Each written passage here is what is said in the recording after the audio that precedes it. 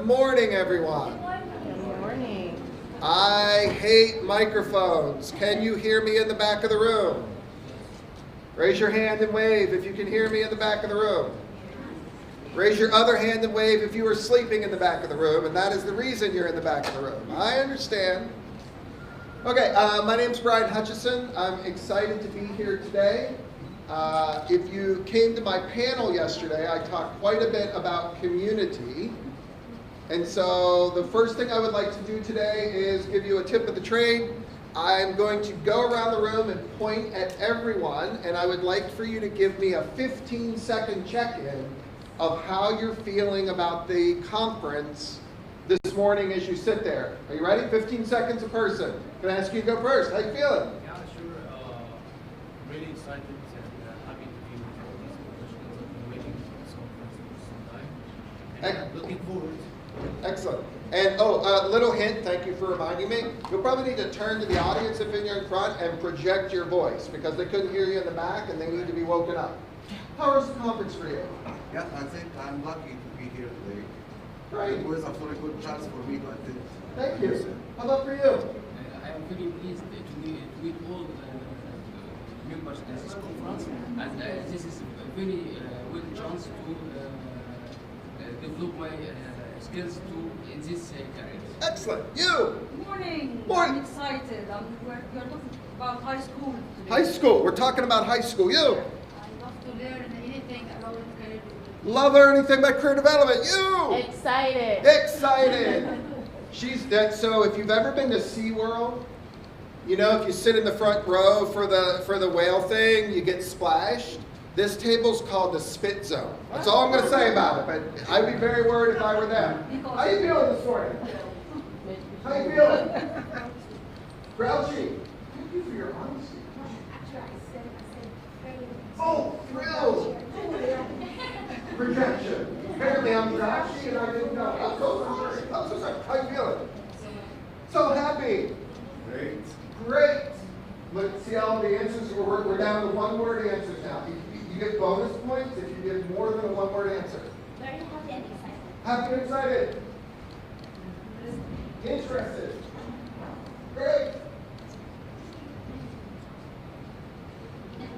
What's that? Heavy. Excellent. Great. Thank you for that. Yes. How are we feeling here? Excellent. Excited? Wonderful. Excited. Interested. Excited. Your answer.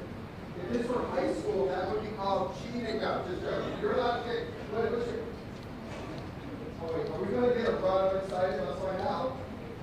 Great. Thank you so much for bringing that up. Quite good. Love it. Yeah. So are you feeling? So this table's feeling disappointed because they thought if they came to the back of the room, they wouldn't have to be right next to me, and I've already ruined it. Thank you. Happy? Happy? Good? Excellent. Okay. A little bit of research for you. Studies show that if you do a group, and usually like classroom size or smaller, and you do a check-in with a boundary of time for all of the participants, and you consistently do that over time, you'll get more equal participation in that environment every time that group meets. So by just a little bit, some of the people that are sitting in this room that might not have participated are a little bit more likely to participate today because you've already been asked to speak just like everyone else. Because we're a community. If you consistently do that in a classroom of students over the time, research shows that those students will participate in a more equal way in that classroom as part of its culture. Because what happens in classrooms? You get the loud, extroverted talker types who take over the conversation, and then the more introverted types, or sometimes it's around gender, or sometimes it's around immigrant status, or other types of privilege, tend, even if they have good thoughts to contribute, tend not to participate. And so the first rule for me as an educator, as a school counselor is my job is to serve all students, so my job is to create a culture in a classroom or a group and an environment where everyone has access to participation. Okay? Now this group was a little big to do that because you came here to learn some stuff today. But before we get started, I'd like to do one more community-centric thing because again, we learn better in community than we do in isolation. So all of you are sitting at tables with someone else. Sir, if you could join a table where other people are sitting anywhere, that would be wonderful. I remember one of my earliest career fantasies. When I was growing up, we listened to the radio and we had cassette tapes. And we didn't have a lot of money, but my father, from someone at work, brought home what we called a boom box. It was a little radio about this big, and it had not one, but 2 cassette tape players on it. And I wanted to be a DJ on the radio. That was my career fantasy.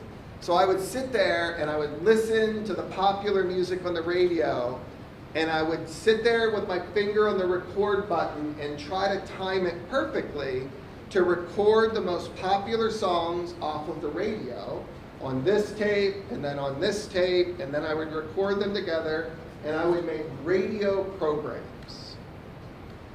And it was like so exciting for me. I didn't have many friends around because of where we lived, and I got to play radio DJ as a career fantasy. So what I would like all of you to do is to have about a 4-minute conversation at your table, and I would like for each of you to share the earliest career fantasy that you can think of. Probably when you were between 4 and 10 years old, probably something that you played on your own in your room or with your friends. But turn to the people, and what was the first career that you fantasized about that got you excited?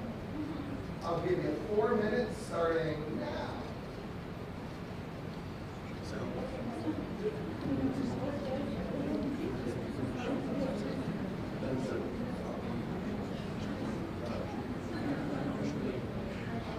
I'm joining. Yeah.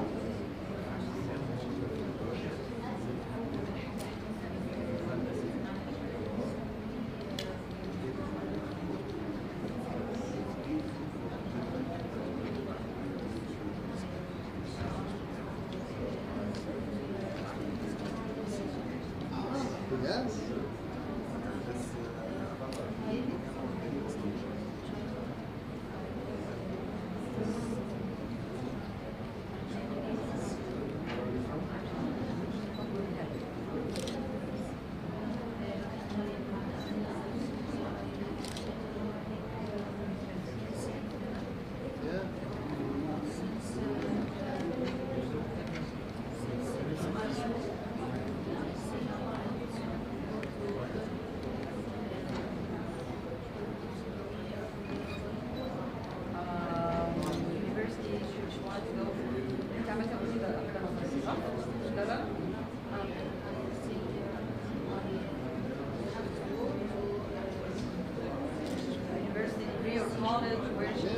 Yeah.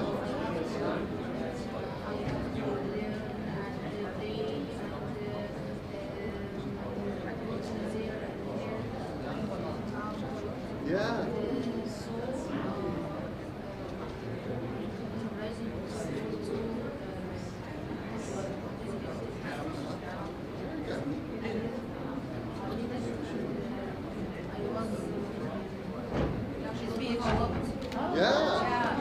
Congratulations. That's great.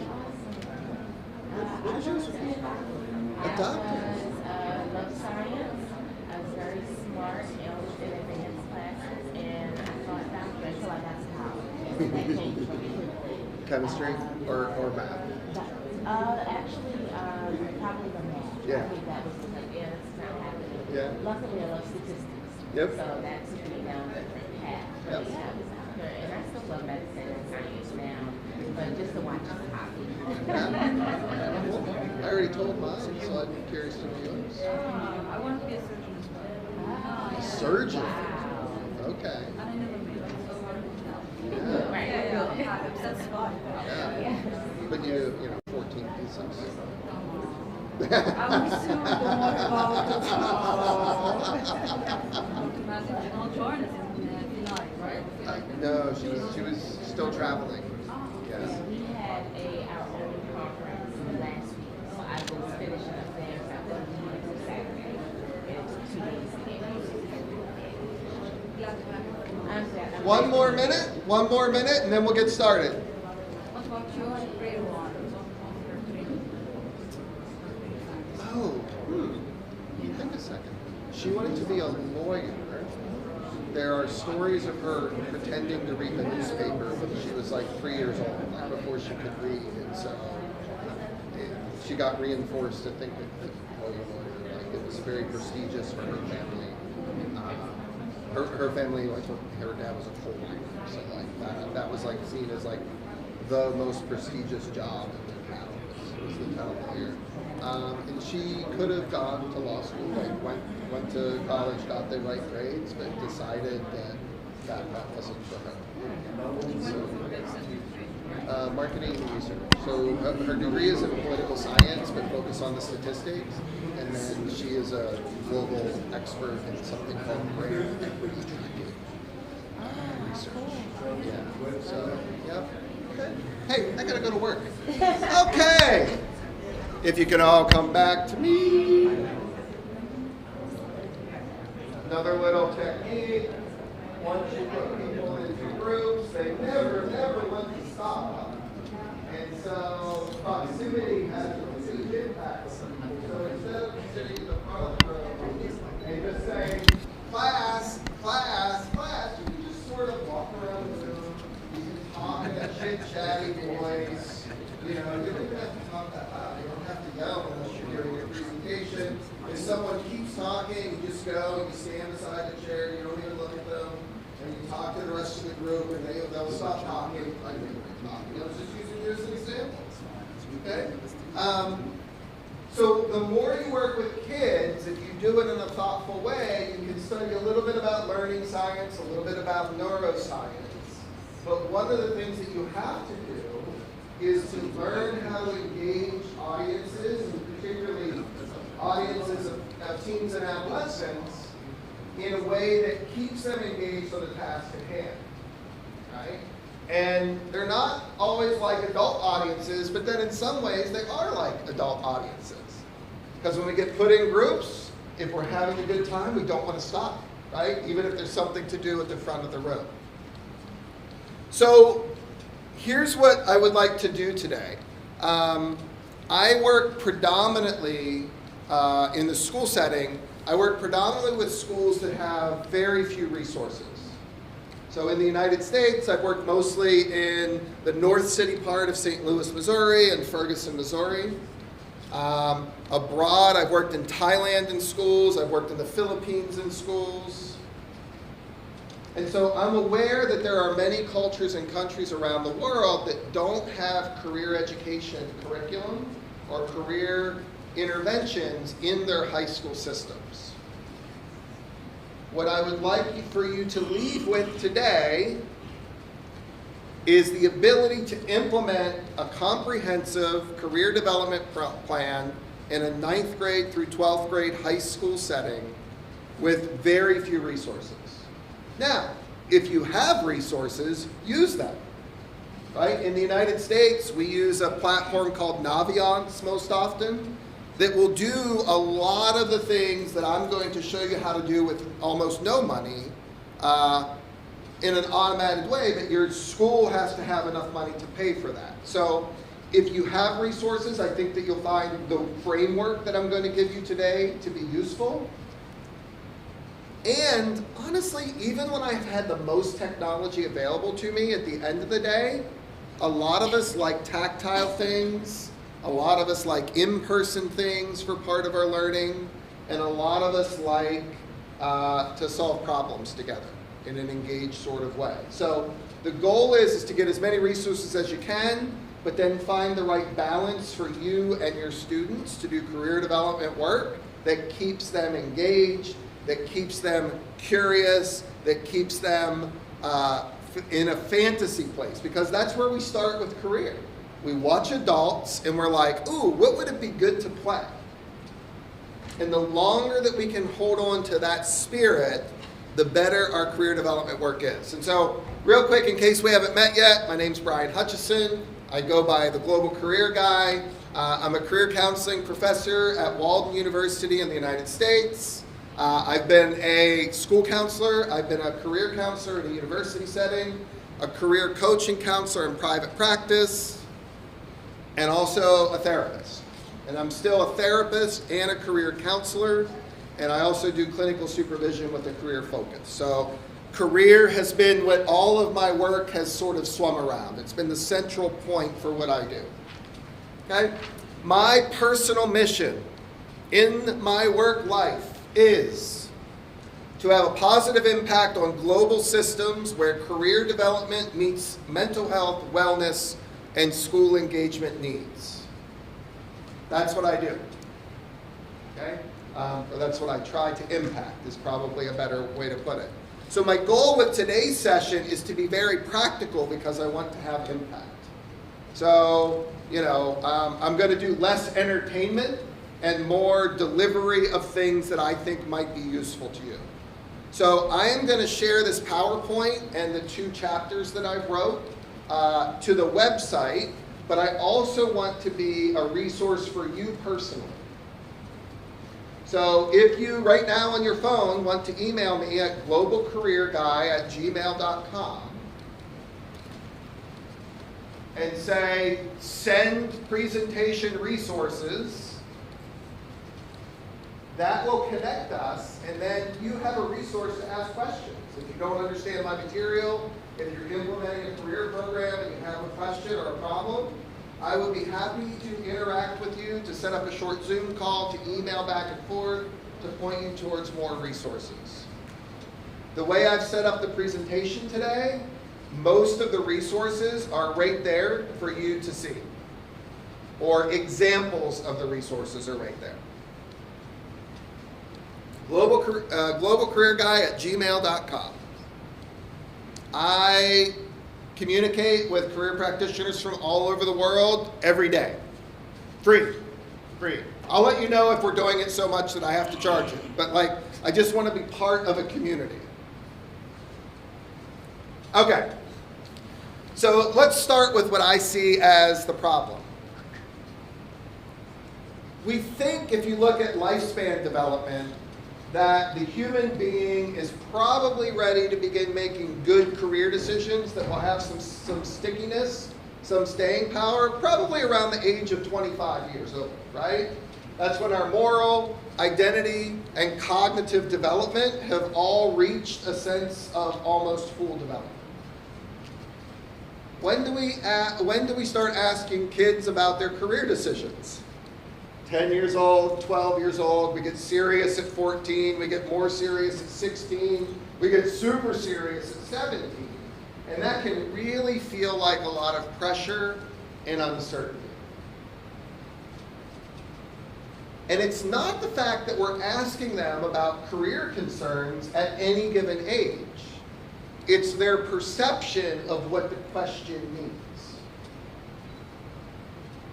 So asking, what do you want to be when you grow up, for the 5 years of early to mid-adolescence can sound like, ooh, I'm really interested in you finding out who you are. I'm really excited as your parent to see what it is that your personality makes you want to do.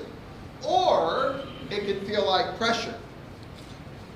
It can be, I can't tell you how many kids that I've worked with where my perception is they're thinking, if I don't do this type of career, my parents might not completely love me. And I think unconditional love for the people in the world that are there to take care of us is the one thing that we want more than anything else in the world. How many students have you worked with that is like, I want to be an artist, but my parents want me to be an engineer? Right? The parents aren't bad, they don't have bad intentions. What they're doing is out of love, but they're doing it in a way that shows that they don't completely understand human development. So our job is to honor all of that. We don't want to set children up against their parents, but we want to let them know that there is a positive side to asking questions and being curious about their career future. And we have to fight back a little bit against the negative side. And that comes not just from parents, it comes from your community, your spiritual leaders, your teachers, your principals, your counselors. The way we tend to communicate about it and teach it gives the message of, I have to get this right. And we, as career development professionals, need to do something different from that. I believe in structured, curriculum-based approaches to career development interventions, because if we don't have consistency for our students, we don't have fairness, right? We don't deliver it equally. It's hard to get better at something if you're not doing it consistently, right? If I'm a therapist and I work with you like Freud, and then I get another client and I work with you like a cognitive behavioralist, and then I get another client and I work with you like a family systems person, I never get really good at anything that I do. So one of the reasons that we want some sort of pattern to the way that we do career development interventions is it helps us go from competency to high competency and maybe even to mastery someday. Because we create a feedback loop of our own experience, we get an outcome loop, right? So if I were to provide career counseling to that table there, and I did it the same way, and it went great for one of them, but didn't go well for the other three, I might need to self-reflect and change my approach. If I did it and it went great for three of them, and one of them not so much, I might say, you know what, it's a pretty good model, but I could probably tweak it and improve it. So I'm constantly seeking to get better, but I need consistent information to get better, which is why I'm a fan of having a loose, systematic approach. We always have to have room to adapt and make choice, but we have to have a framework to sort of guide us over time into what we do. Yeah, please. So even if it didn't work with other style of other learner, we should stick with one style and we will adapt and reflect. So I believe that there is a basic part of being human when we look at any aspect of human development that's sort of on the bell curve, right? And so there's going to be outliers at each end, but most people are going to be in the middle. And so we have enough science from human development and career development to know that if we use that science to create a structured program, that it provides us consistency that we know is going to hit a pretty broad swath of people. We also know that it won't always hit everyone, and so we can adapt within the structure. But there's too much making it up as you go in the world, in my opinion. We have an unregulated career coaching profession, and there's just a lot of people that are just doing whatever comes to mind. And it's hard to develop competence and mastery if you're always making it up. What's the old metaphor of like building a plane while you're flying it, right? That plane is going to crash. And so we at least need a plane to get off the ground so that we can get data on, oh, we probably need to stabilize the wings more. Or we probably need some more thrust to fly this plane effectively. So my supposition is you need to build something from what we know from 100 and some years of evidence, learn from it, and then adapt within it. Does that answer your question okay? And I like the idea to be master in that thing. So. Yeah, the only way to become a master at something is to do it a lot of times while reflecting on that experience, right? Okay? So here are the 4 parts that I'm proposing that we would pay attention to build a basic fundamental career development program for schools. Has to have some evidence-based. It has to have a developmental perspective, so it has to consider child, adolescent, human, and career development knowledge. Okay? It has to have a skills focus, and it has to be engaging.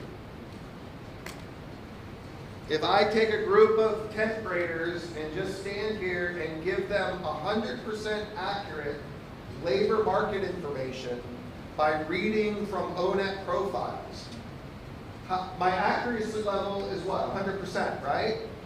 My engagement level is 5%. What's the learning level going to be? Too low. So I need accuracy and I need engagement because we learn in our brains. Our brains learn when certain parts of them are firing, and that requires engagement. So that's why we do community-centric things like the check-in in the beginning. That's why we do group things. That's why I come into the audience so that you know that I'm here with you. That's why I change the pace and the tone of my voice. That's why I use different techniques, which we're going to get into here as we go forward. So these are the 4 fundamentals that I use to construct. I'm going to give you a career development program today in the PowerPoint and then send it to you. I don't want you to copy it. I want you to adapt it to your needs. Okay? And I developed this just for the presentation. I had a school in mind that I worked in the US many years ago, and I said if I had no tools, no resources from scratch, what are the basics? Because I believe we need a foundation before we build the roof. At what age they start in the US this career development practice or awareness? So it depends on the culture of the school. So some schools have very great school counselors and principals that start in kindergarten. Yeah. And we know that the impact of any psychological or learning intervention has the greatest impact the earlier in life that you do it. Now, we're not teaching 6-year-olds how to make career decisions. We're doing fantasy play. We're doing what does work mean. We're doing teamwork. We're doing social skills. And if you do that in elementary school, career development work in middle school becomes a lot easier. And if you do it in middle school, career development work in high school becomes a lot easier. But in a place, which is most of the world, where nothing exists in the school system, the most common place to start is high school. So that's the reason that I brought high school to you today. But yeah, career development work in elementary school, if I wanted to take a work vacation, that's what I would do, because it's all fantasy and play. And kids love it. But we're going to focus on high school here. Okay. So what am I talking about so far? My belief is that an effective career development program for anyone, but particularly for this age group, is engagement plus achievement plus confidence. That's what we want to create in our students. And so here are the structured components, and this is what I'm going to send to you, of my career development program. Mr. Ron, are you going to send us the slides of the presentation? Did you email me when I asked you to? I did. I'm going to email you back within 1 week. Okay, great. And I'm going to send you 2 lesson plans that I published in a book. Okay? And it's going to go on the conference website. And I'm going to learn hieroglyphics and do it in no, I'm not going to do that last part. Okay? So I say when I build my program, I need mindset standards, strategies, and skills, and what I call DAILs, developmental age level expectations. This is the developmental part. I don't want to do 18-year-old things with 14-year-old students. I don't want to do 6-year-old things with 16-year-old students. Because our moral development, identity development, and cognitive development are all occurring at this age level, it's super important to consider the developmental age of your students. And that was the absolute best part of the presentation. Everything else, good morning. Okay, it's so important to take into consideration the developmental age because they're changing so quickly and so dynamically that it falls flat if you don't consider their ability to do the career tasks that you're putting in front of them. So mindset standards, that's the big picture thing. So I do want to read those. Understanding that lifelong learning is the key to career success. Hey, we're not just doing this in class today. We're going to be thinking about this the rest of our lives. And that's why I do this, because I find that super exciting. Okay? A positive attitude towards work and learning. So this is the opposite of the tension, of the pressure. Okay? This doesn't have to be a negative thing. This can be a positive part of your life for the rest of your career. And developing self-confidence in your ability to succeed. Okay? I'm going to cover the strategies and skills in a slide here in another minute. And then developmental age expectations at every level in grade 9, grade 10, grade 11, grade 12, in my school example. I want to make sure that I'm appropriately applying career exploration and planning skills for that age level, knowledge on how to find post-secondary education and career information, and applying skills for career readiness and success. So this is the meat of my framework. Everything is going to take these into consideration. I just want to define them a little bit more. So a mindset is helping to establish a set of attitudes held by someone. Give me a thumbs up or thumbs down. Would you say that my mindset towards career development for adolescents is super positive, super neutral, or super negative? Everyone show me. Okay? So everywhere I go, like I could be having a bad day. I'm having a great day today, by the way. I danced last night. It always makes me feel good the next day. Okay? But like when I'm working with students, I want to tap into my belief, my mindset about what it is that I'm doing. I believe in career development. So I want to authentically show them that belief. I can have a bad day and still say, hey, I'm feeling a little off today, so I'm probably not going to jump around as much. But it doesn't take away from how excited I am to talk to you about your career future. Okay? So our attitude, our perspective, remember, we are social learning creatures. Right? We learn from observing other people. So me being consistent in that mindset is contagious. Hopefully, since I got all the thumbs up, you're feeling more positive about career development this morning just from being in a room with me. Do you have a question? Yeah, no, it's a responsibility. Even if you are in a bad day, it's a responsibility to deliver the best. Yeah. It's our responsibility. Thank you. Yes. Okay. So there are a lot of frameworks out there for career strategies and skills. I came up with my 8: demonstrate critical thinking, demonstrate creativity, demonstrate media and technology skills, demonstrate the ability to work independently, demonstrate the ability to set SMART goals, demonstrate the ability to change and to adapt to change, demonstrate interpersonal skills, and demonstrate leadership and teamwork. I came up with those for my students after reviewing multiple other models. So I'm not saying this is, we call it cookie cutter, where it's just like, take it, do it, take it, do it, take it, do it. I'm not asking anyone in here to do that. Look at other models and adapt them to make the one that fits you, your approach, and your students, and your culture. So I do like this Nealon and Kirchner framework from 2016 about the 21st century learner. You can look that up online using that reference. But it's too complicated for a basic career program, in my opinion. When I start to keep things simple, and then they become more complex over time.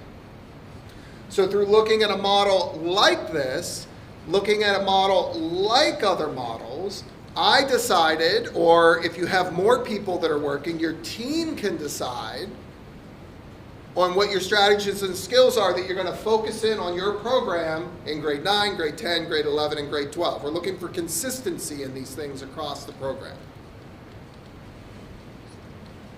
What time did I start? We started late, but I'm not sure how long to go. 9:38. Thank you. All right. Okay.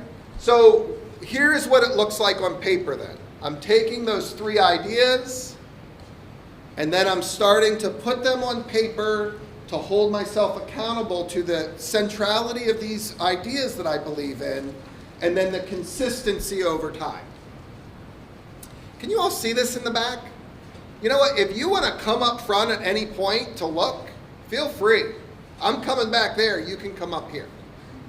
I am a reminder, if you email me at globalcareerguy@gmail.com, I'm going to send this PowerPoint to you because it's interactive.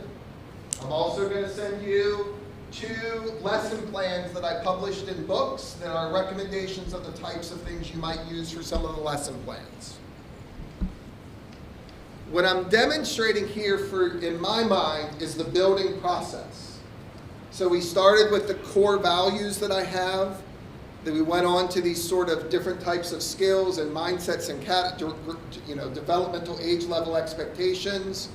Now I'm taking the thoughtfulness behind that and I'm putting it on paper to map out a career curriculum for grades 9 through 12. So what I came up with from looking at the things I've talked about so far is I came up with a concept that I want to be part of the learning. So these are similar to learning objectives. And then I created grade level age expectations on how that concept would change over time. So I'm going to take one to give as an example. Okay. We're going to start with understand yourself as creating a career plan. Okay. So this is what career means to me and what it is that I have to do to shape a career that's going to shape me across my lifespan. So at ages 13 to 15, around grade 9, it's developmentally age appropriate to start to ask students to understand and assess their strengths and their preferences. So what are my strengths? Preferences could be interest. It could be personality type, it could be values work, but it's appropriate for that age level to start to introduce them to the idea of I am a unique individual designed by genetics, God, community, to have certain aspects of myself that are unique. Okay? You and I aren't the same. Right, you know, and I'm grumpier in the mornings and you're happier in the mornings maybe, and it's not because we choose to be, but because something designed us this way, right? We were talking last night at dinner, like I grew up in a culture where I felt like the expectation was that a man had to be tough, right? Had to be willing to fight for your family and all of that stuff. I'm so accepting, like I feel like I'm just a really kind person. And kindness doesn't fit my family of origin. They want me to be tough, but I can't deny the fact that I've been in a couple of fights when I was younger. I'm terrible at it because I never want to hit someone very hard, because like my natural kindness overrides the social pressure to be tough. And I just stopped fighting it eventually. So, it's about acceptance that there are ways that we're designed to be from whatever your belief system tells you they come from. But that's what we're looking for here. Not you should become interested in math, but, you know, did you happen to come into this world as a person that's interested in math? That's what we're looking for. Because otherwise we're fighting our nature. Okay? So we can begin to ask those questions just to learn about ourselves age 13 to 15. Using that same concept, ages 15 to 16, we can begin to create a career plan with education and training requirements to learn about them. Okay? So we've taken it from one step that leads to another step that asks a little bit more from the student, and what we're asking now is built upon what we asked before, but it's also appropriate for their developmental age. they're more prepared to do this kind of career task versus the first one. Is this very clear for people? Okay. Next then at 16 and 17, then we go from creating a plan kind of to saying, you know what, it's time to actually prepare. Okay, we need to get more specific, we need to get more strategic, we need to get more tactical. I'm going to give examples of some of the things that we might do to do that, but you're career professionals. I think that you have some ideas of what I'm talking about. Okay? The educational theorist Vygotsky called this scaffolding, and it's a widely accepted approach to education. Right? You want to find the optimal level of challenge for the developmental ability of the learner. Okay? So, how's your kung fu? 0. 0 kung fu. So if I asked you today to kick me in the top of the head, do you think that you could? With a glass bottle in the beer. Right? So like, and I'm just using Kung Fu as an example, but like, it takes years of training to get enough mastery for someone who's a little bit shorter than me to kick me on something off the top of my head for fun. If I asked you to do that today and said I was going to judge you or evaluate you on your ability to do that, what would your interest in Kung Fu be in the future? 0. Very low, because I've set you up for failure. Okay? Now, I don't know Kung Fu, so if you do, I never give examples of things I know about. That's like one of the weird things about the way my brain works, right? But if I just asked you to sit here in a certain stance and do this, right? You could do that with me. And then your interest in Kung Fu in the future might be a little bit higher than 0, because I've given you a task that fits your developmental ability at this point in time, which is 0. Okay? It's the same thing with teaching and learning anything. We have to start close in with something that can make a student feel like I can do this today. What's that build? Confidence. One of the 3 key things, right? And so it's not their job to know what task they should be doing today. It's our job as teachers and career development professionals to say, this is an appropriate task for this age group. It challenges them enough to keep them engaged, but it doesn't challenge them so much that they're going to become disengaged, disinterested, and less confident. And that takes a lot of work sometimes, right? We want to have the appropriate level of challenge for learning. And then finally, the idea of understanding yourself and creating a career plan. At 17 to 19, that gets into the coaching stage, which is implementation. In my mind, these 3 are career education and career counseling intervention. We're teaching them. They're learning about themselves, okay? Once they get to 17 to 19, then we're talking about implementation. All the things we've been learning the last few years, it's time to put it into practice.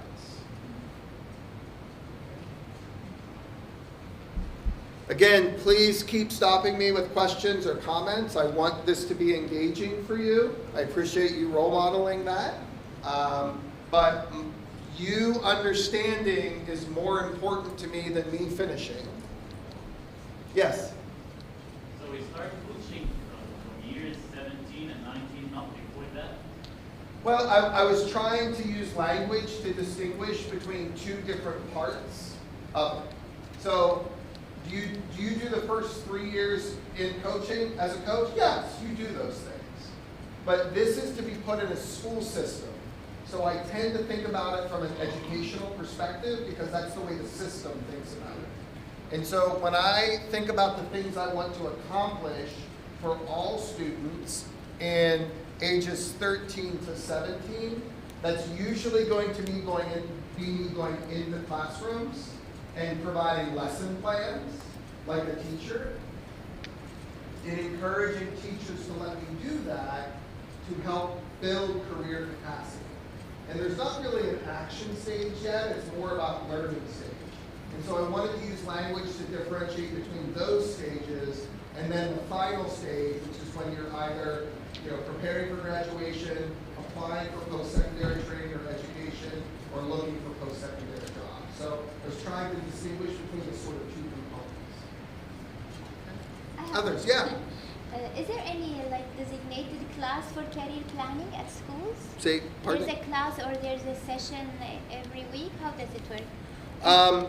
So it works in the United States. It works a couple of different ways. So some schools have a career planning class Yeah. that a student either is required to take.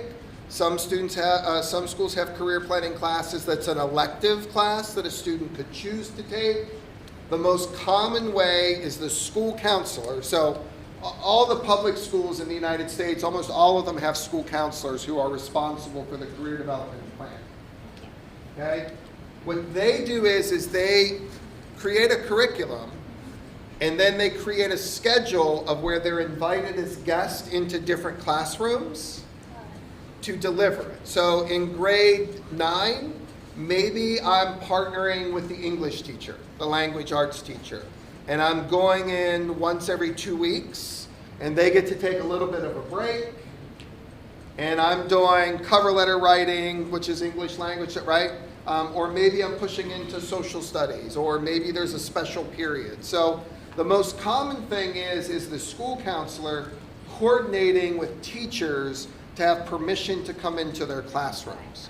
Because the goal is that every single student gets the same thing, right? And so the only way to do that in an American high school is to say, hey, for 10th grade, I'm coming into all the social studies classes because I know all of the students are required to take social studies.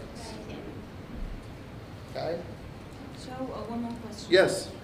Now, this example is for high school, right? Yes. Starting career development with the children or with such age group, right? Group age. Yeah. Okay. Now, if we start career development with early age, Yep. like for the elementary part, the stages would be different? Yes. Great question. So the question was this is for high school.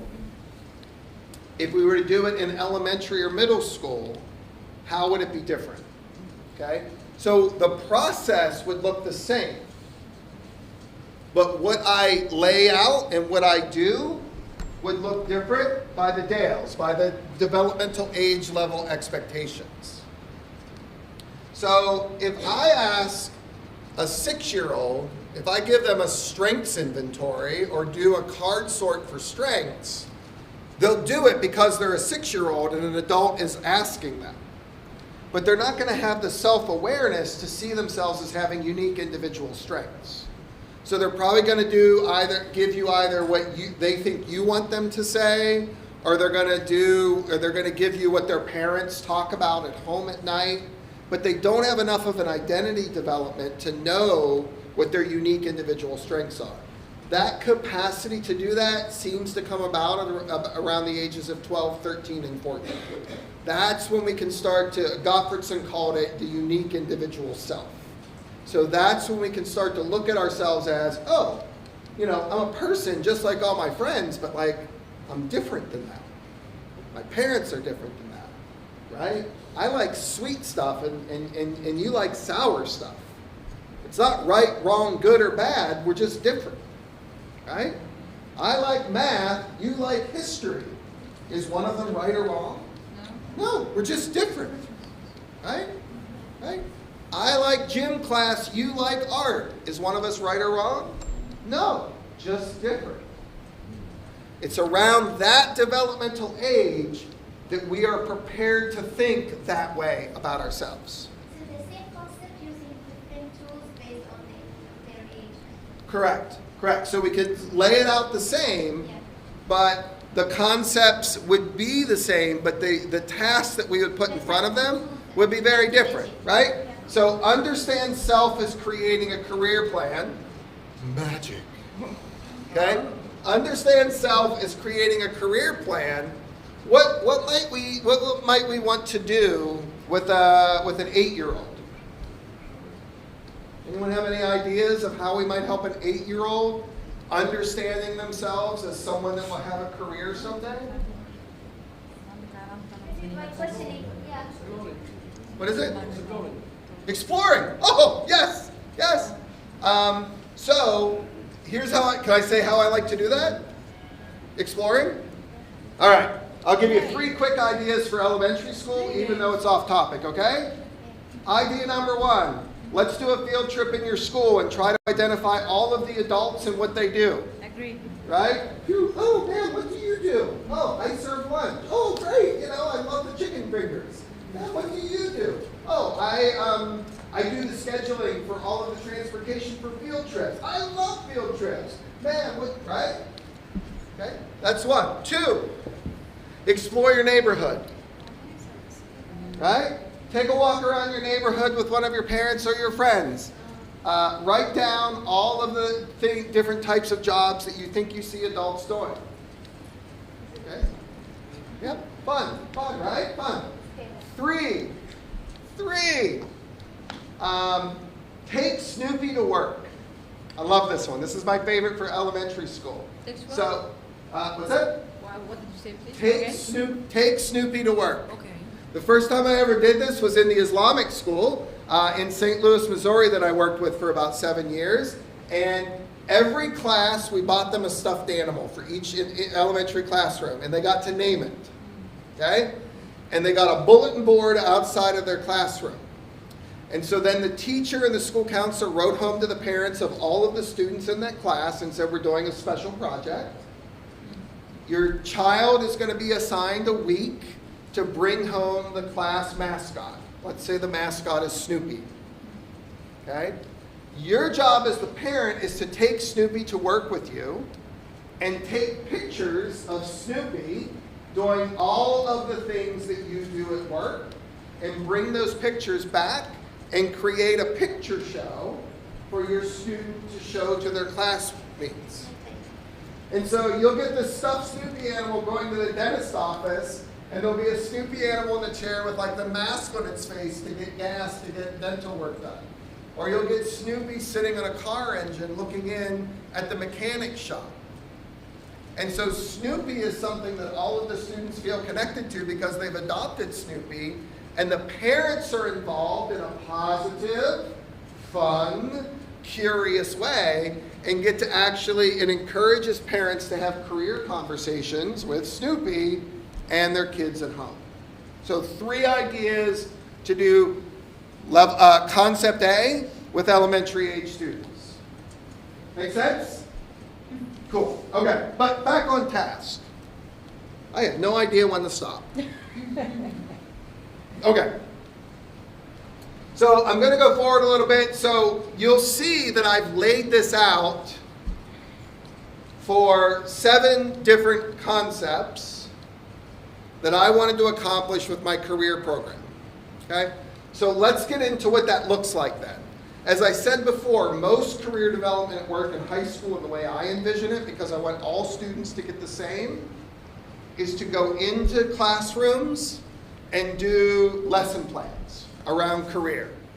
So what I've done is I've created lesson plans, and I want to hold myself accountable to my structure. So I always have to understand the mindsets that I'm addressing.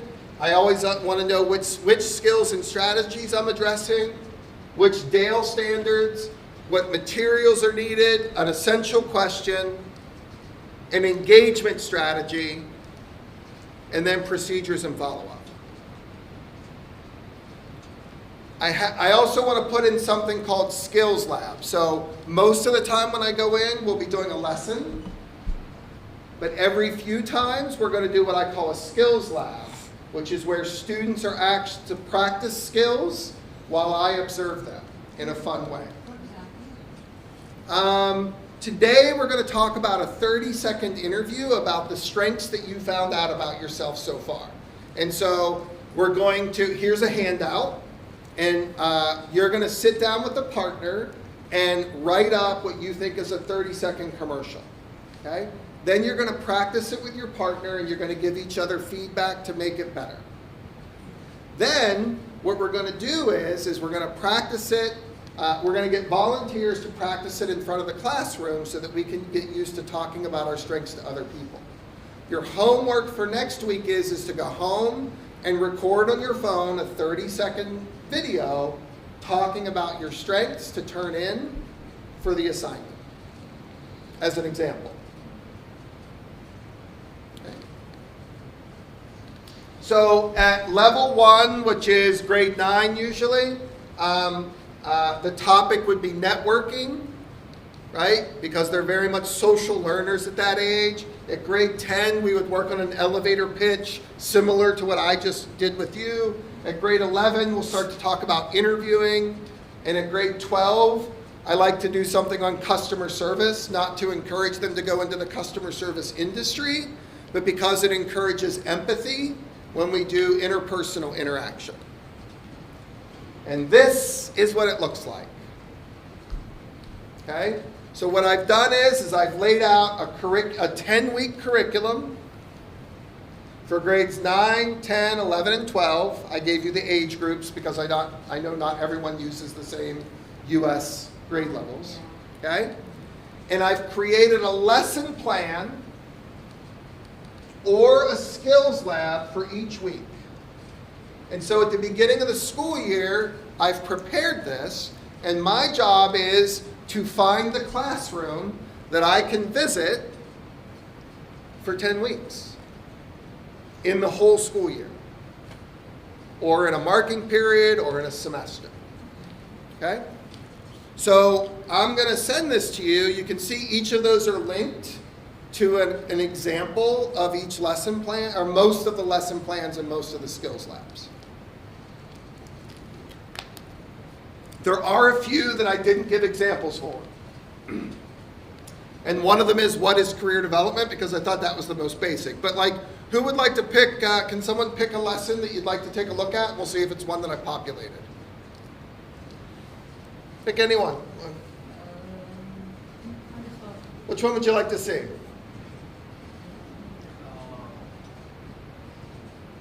You can get up. What is the work in your community?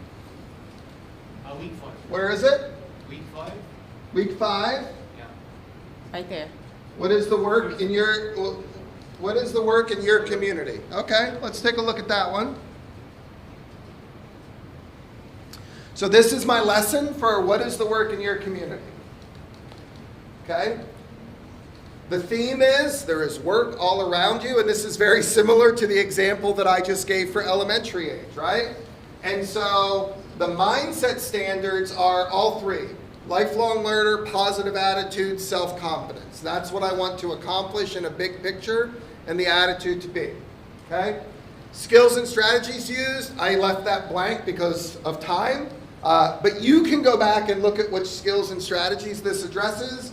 And this is a C1 Dale standard. So it's level C, as you saw, and it's in year 1, which is grade 9. Okay? So what do I need? Remember, I told you this is for people with no resources. So all I need is some poster paper or a whiteboard or a blackboard space, and for brainstorming. Okay? My essential question that I want students to be able to answer at the end of the lesson, either for assessment or for discussion, is what is required for the work performed in your community? My engagement strategy might be to use small treats or prizes to motivate students to engage in brainstorming. So here's what the lesson looks like. Put students in groups of 5 to 10. Each group will be asked to complete several timed brainstorming sessions. I may need to describe what brainstorming is. It depends on culture and the school. Okay? Brainstorming is seen as a positive process where we get all of our ideas out without judging them first. So we want to get it out of our brains, not criticize it in our brains and then keep it in. So I will even demonstrate bad ideas for the brainstorm just so that they feel more comfortable. And then I ask them to do 3 brainstorms. As a numbered list, write down all the different jobs in your local hospital. If we have more time, you could do this, but we won't do it today. But So what the easy ones are what? Doctor, nurse. Yeah. Right? But if you were to guess, how many different jobs are there in an average hospital? 20? No more. 50? 100? Right? Okay? So what we're trying to show them is that work is expansive. Right? So I can say I want to work in the medical profession, and a lot of parents and people will assume I want to be a doctor, right? Because it's the most prestigious career. But I could be an x-ray technician, a lab technician, a phlebotomist, a mental health support person, a social worker, a canine assistant care specialist, for those that maybe wanted to be a veterinarian and didn't like the science. Okay? I could be a chaplain or an imam. I could be a healthcare educator. I could do marketing for the hospital. I could do sales. I could do insurance claims. I could be a medical secretary. So the idea here with the brainstorm is to expand their idea of work and how it connects to the world that's already around them. If I were in Aswan, I would probably not say hospital, and I'd probably say conference hotel, since tourism is the main industry here. How many different jobs are there in this hotel? 10? 50? 100? Okay? So what we're doing is we're getting them to expand the idea of work and what it means. Okay? Brainstorm 2.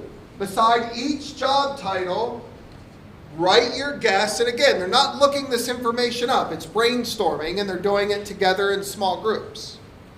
What is your best guess at the education or training needed for each of the jobs that you identified? We're not yet looking for accuracy. We're looking for curiosity. If we ask them to explore and think about it in an engaged, critical way before finding the right answer on Google, we're changing the way their minds and brains process information about career. That's the point of this, not the answer. Creating the mental flexibility to do transitions and adaptations in their career future. Okay?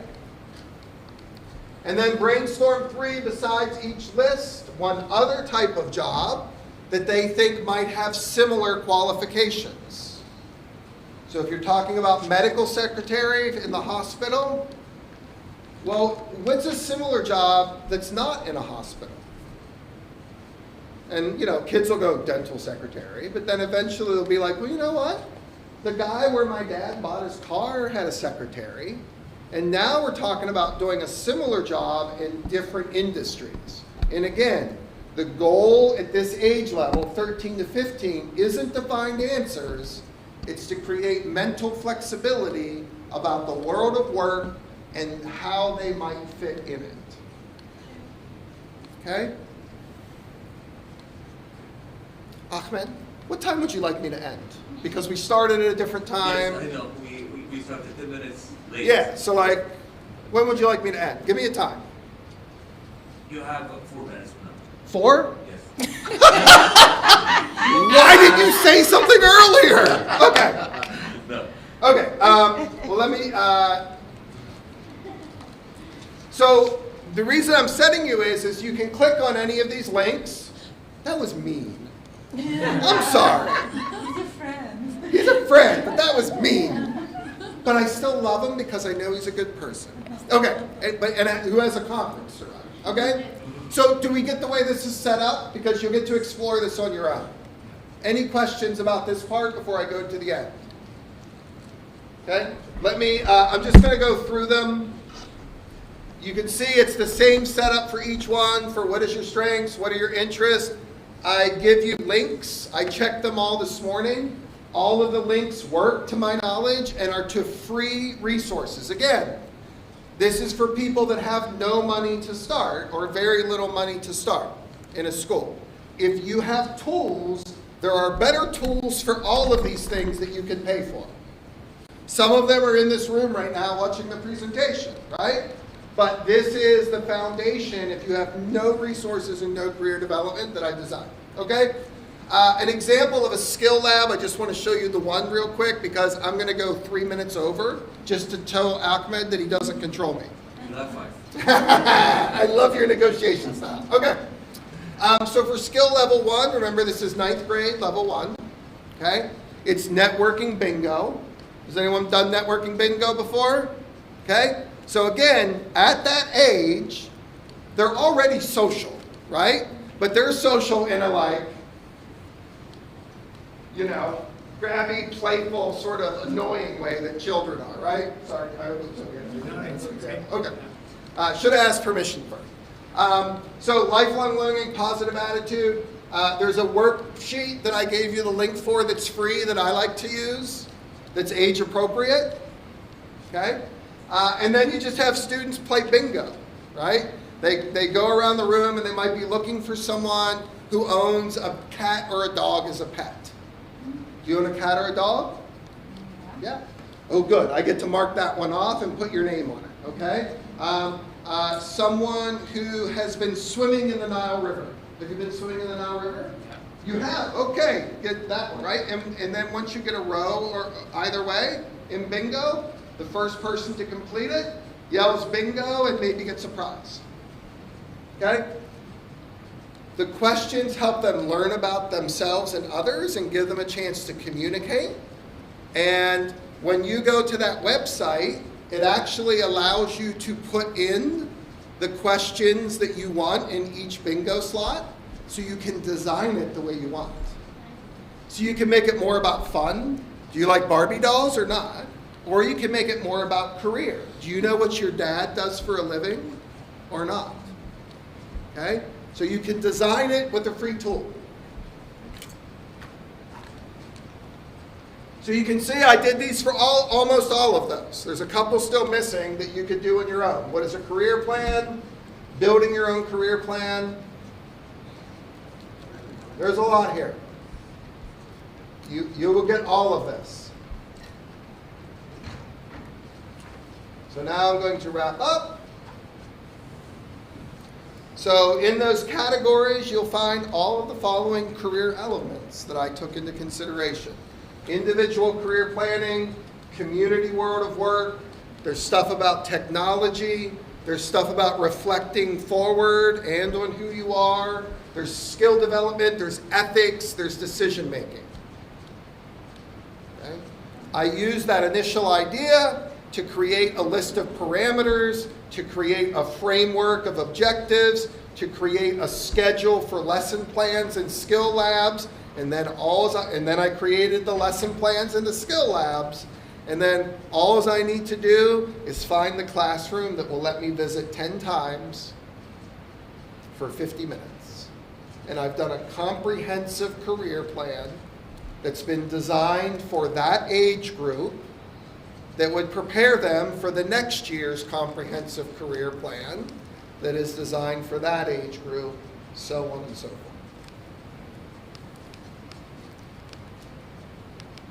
So my goal today was not for you to leave here saying, I know exactly how to do what he put on this PowerPoint slide. My goal today was to orient you to this PowerPoint slide and then give it to you, so that you can use it. You can use it as it is. This is open source. No fee, no permission. Take it. Okay? Change it to fit your students, your community, your culture, your practice. Make it better by using resources to get online tools or technology or experts. But if you have nothing, if there's no career intervention in your school, and you have very little financial resources, you can do a complete, comprehensive career development program for any grades using this framework. Please ask me questions to make sure that I know that you are getting your needs met and that you understand for you. What do you got? Yes? I like the idea that you said adopt this based on your culture, because this bingo exercise, we used to do it.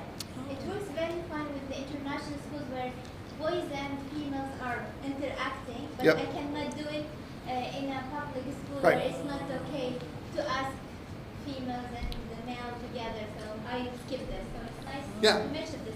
Yeah, so that one, there's a little thing on the side where you can type in the words for each bingo box, and then it randomly puts them in, and then you can print them out. Yeah. Yeah. Thank you. What else? And I think one of the most important things that we have learned today is that we should let our students know and believe in themselves first, Absolutely. and know where he stands on. Absolutely.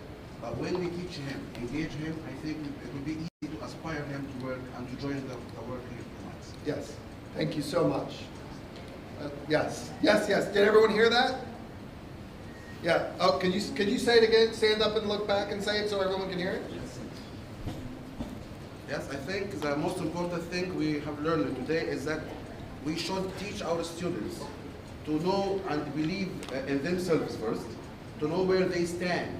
And when we teach and engage them, you will be able to be aspired to work in the work field government. Yeah, thank you so much. I appreciate that.